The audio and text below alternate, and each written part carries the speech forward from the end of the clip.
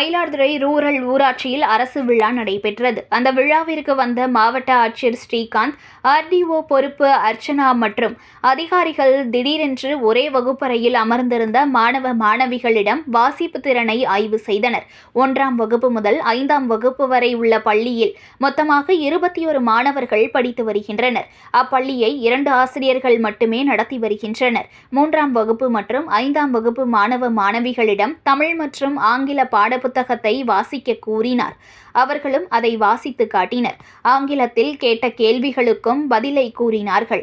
இதனை கண்ட ஆட்சியர் மாணவர்களையும் ஆசிரியர் இருவரையும் பாராட்டினார். 5 வகுப்புகளை 2 ஆசிரியர்கள் கவனிப்பது சிரமம் என்றாலும் அதை திறன்பட நடத்தியதை கண்டு மகிழ்ந்தார். செய்திகளை உடனுக்குடன் தெரிந்து கொள்ள லைக் பண்ணுங்க, ஷேர் பண்ணுங்க, சப்ஸ்கிரைப் பண்ணுங்க, மறக்காம கமெண்ட் பண்ணுங்க.